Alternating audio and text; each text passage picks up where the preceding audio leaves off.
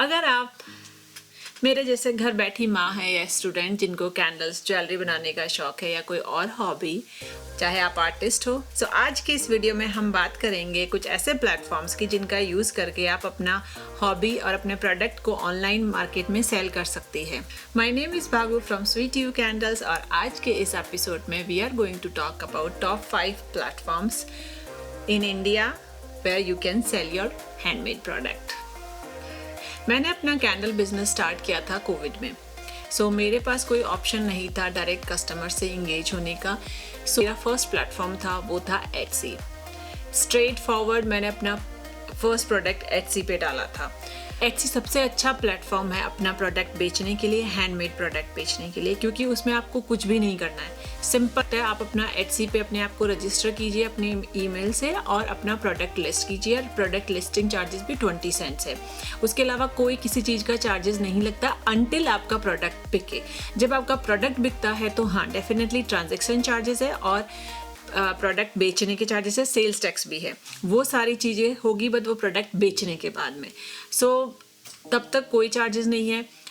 Good part is उनका already बहुत ज़्यादा एग्जिस्टिंग कस्टमर बेस है, बहुत फेमस है, ऑलरेडी बहुत सारे कम्युनिटी मेंबर्स है, दे आर हेल्पफुल और उनका रीच ग्लोबली बहुत है। आई रिमेंबर लास्ट ईयर मेरा यूके से एक ऑर्डर आया था कैंडल्स का। इट वॉज 2 कैंडल्स जिसका शिपिंग चार्जेस ही $50 था। I love that. और जब वो मेरा बेस्ट मोमेंट था कि ओ somebody is buying from London. Yes, cons ये बोलूँगी कि बहुत ज़्यादा कंपटीशन है। अगर आपका प्रोडक्ट स्टैंड आउट करता है तो डेफिनेटली बहुत अच्छा है, लेकिन अगर आप नॉर्मल जेनरिक प्रोडक्ट है तो yes, it is very hard to stand out in that crowd. और उसका फ़ी बहुत ज़्यादा है, ट्रांजैक्शन फ़ीस एंड जो सेलिंग चार्जेस है वो बहुत हाई है। Let's talk about Instagram, Pinterest and Facebook. ये ऐसे प्लेटफॉर्म है जिसकी वजह से बहुत ग्रोथ हुआ है। मैं अपना पर्सनल लेवल पे अगर मैं बात करूँ तो यस, मैंने जब स्टार्ट किया था मेरे 0 फॉलोअर्स थे इंस्टाग्राम पे और सेम विद पिंटरेस्ट, और आज इंस्टाग्राम पे 43,000 एंड पिंटरेस्ट पे 44,000 फॉलोअर्स है। और मेरा मोस्ट ऑफ ट्रैफिक जो मेरी वेबसाइट पे आता है इन्हीं 2 प्लेटफॉर्म की वजह से आता है। और मुझे लगता है कि आज के टाइम में विजुअल स्टोरीज बहुत ज़्यादा इम्पैक्टिव है। अगर आप ये प्लेटफॉर्म यूज़ कर रहे हैं तो डेफिनेटली ये ऐसे प्लेटफॉर्म है जहाँ पे आप अपना प्रोडक्ट को शोकेस कर सकते हैं, आप बिहाइंड द सीन्स दिखा सकते हैं, कम्युनिटी से कनेक्ट कर सकते हैं, आपका प्रोडक्ट क्यों इम्पोर्टेंट है वो दिखा सकते हैं। और जब हम किसी को प्रोडक्ट बनते हुए देखते हैं तो हम समहाउ उन लोगों से कनेक्ट कर पाते हैं। इससे बड़ा platform I don't think so आपको कहीं मिलेगा।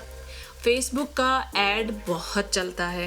पर्सनली मैंने कभी यूज़ नहीं किया है क्योंकि मैं इंस्टाग्राम और पिंटरेस्ट पे ही रहती हूँ। फेसबुक अगर मैं यूज़ करती हूँ तो मैं मोस्टली लोकल क्राफ्टर से कनेक्ट होने के लिए और या फिर लोकल मार्केट्स में जो भी अपकमिंग क्राफ्ट शोज़ आते हैं उनके लिए, या फिर अपने कस्टमर्स को बताने के लिए कि मैं कहाँ कहाँ पे किन किन क्राफ्ट शोज़ में आने वाली हूँ, क्योंकि मैं अभी भी मेरा कोई फिज़िकल स्टोर नहीं है, मेरा सारा बिजनेस ऑनलाइन ही है।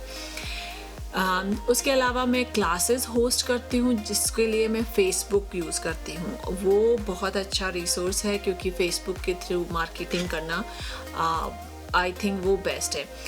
प्रोस देखोगे तो एक बहुत हाई इंगेजमेंट है, डायरेक्ट ट्रैफिक है और विजुअल अपीलिंग है।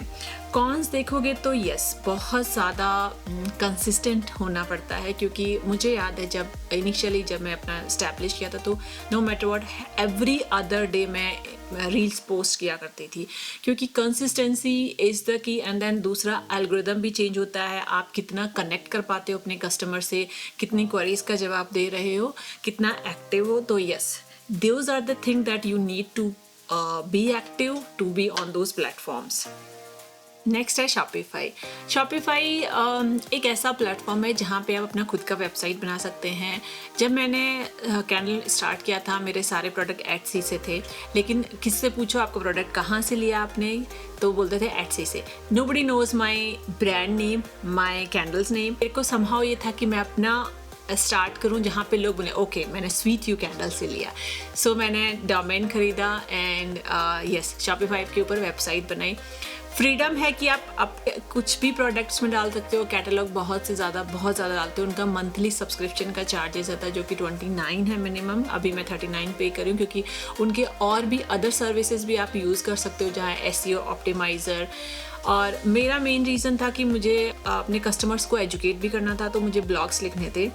उसके अलावा उसको आप डिफरेंट प्लेटफॉर्म्स के साथ इंटीग्रेट कर सकते हो, फेसबुक, इंस्टाग्राम, पिंटरेस्ट और गूगल। शॉपिफाई के प्रोज है कि कंप्लीट कंट्रोल रहता है, कस्टमाइज कर सकते हो, integration with other platforms. Cons है कि बहुत ज़्यादा रिक्वायर मैनेजमेंट है, मार्केटिंग के एफर्ट लगाने पड़ेंगे, लॉजिस्टिक खुद करना पड़ेगा, पेमेंट सिस्टम को ध्यान रखना पड़ेगा, देन आपको उसके अलावा सेल्स टैक्स को देखना पड़ेगा कि कहाँ से आ रहा है। अगर मैं शिकागो में रहती हूँ तो इन स्टेट के लिए मुझे सेल्स टैक्स देना पड़ता है, तो मुझे वो अलग करना पड़ता है कि कहाँ से आ रहा है, तो वो सारी कैलकुलेशन मुझे खुद ही करनी पड़ती है। नेक्स्ट अमेजोन कारीगर एंड फ्लिपकार्ट समर्थ। ये अमेज़ोन और फ्लिपकार्ट के ही पार्ट है, बट स्पेशली क्राफ्टर्स को और आर्टिस्ट को और हैंडमेड प्रोडक्ट को सपोर्ट करने के लिए इन दोनों प्लेटफॉर्म ने अपना नया ई-कॉमर्स स्टार्ट किया है जो कि little bit less expensive. Amazon handmade पे मैं हूँ, मुझे पता है उसमें आपको लिस्टिंग का कोई चार्जेस नहीं लगता, आपका फ्री ऑफ कॉस्ट है, ना उनका मंथली कुछ चार्जेस है। बस आपको ये है कि अगर आपका प्रोडक्ट बिकता है तो यस आपको बाकी उनका फ़ी और सब कुछ देना पड़ता है और सेल्स टैक्स भी आपको कलेक्ट करना पड़ता है। सो यही बेनिफिट है कि इनके पास ऑलरेडी आपको लॉजिस्टिक का ध्यान नहीं है, वो अपना आपका प्रोडक्ट आपके वहाँ से लेके जाएंगे। अगर आप अमेज़ॉन फुलफिल में एनरोल है तो आपको सिर्फ प्रोडक्ट उनके वेयर हाउस तक पहुँचाना है, उसके अलावा कुछ किसी भी चीज़ का कुछ नहीं है, वही सब लोग उसका टेक केयर करेंगे। Large customer base and logistic दो उनके मेन प्रोज है। अगर कॉन्स देखोगे तो यस सेम कंपटीशन हाई है एंड कमीशन और फ़ी भी बहुत हाई है। सो ये है कि अगर आप सिर्फ इंजॉय कर रहे हैं अपने क्राफ्ट को और लेकिन आप चाहते हैं कि लोगों तक पहुँचे, तो मैं बोलूँगी कि ये these are options that you can go and list your products. Lastly WhatsApp business, ये इंडिया में बहुत बड़ा गेम चेंजर है। अगर आप किसी भी टाइप का कोई भी प्लेटफॉर्म पे नहीं जाना चाहते हैं तो व्हाट्सएप बिजनेस परफेक्ट है आपके लिए। लेकिन हाँ, आप एक बार ग्रुप बनाने के बाद आपको एडवर्टाइज़ करना होगा क्योंकि ये नंबर बेस पे है। सो ये लोकल्स या उन्हीं लोगों के लिए परफेक्ट है जिससे आप नंबर से कनेक्टेड हो। सो उसके लिए आपको फेसबुक या इंस्टाग्राम पर जा करके एडवर्टाइज़ करना होगा अपने ग्रुप्स का।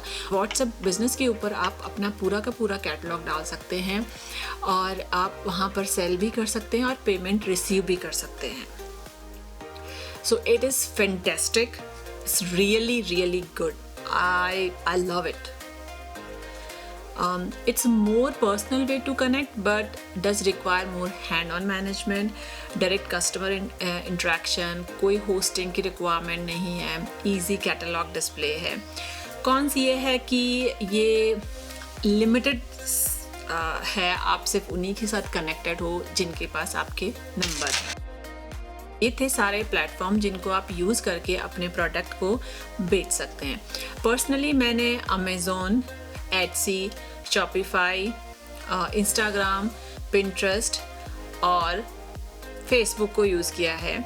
जो मैंने ट्राई नहीं किया है वो है व्हाट्सएप और फ्लिपकार्ट। ये दोनों प्लेटफॉर्म मैंने यूज़ नहीं किए। इनमें सबसे ईजी जो मुझे लगा वो एटसी था और फेसबुक और इंस्टाग्राम भी बहुत इजी है। अब इनके ऊपर आप रील्स और पोस्ट डालना बहुत आसान है। जो सबसे टफ प्लेटफॉर्म मुझे लगा वो था अमेज़ॉन, क्योंकि अमेज़ॉन एक सर्टेन टाइप की फ़ोटोज़ को एक्सेप्ट करता है वाइट बैकग्राउंड में और थोड़ा सा कॉम्प्लिकेटेड है। सो ये मेरे इनपुट से, मैं एक्सपर्ट नहीं हूँ लेकिन यस मेरे को जो पता है मैं बताना चाहती हूँ। Thank you for watching and happy selling.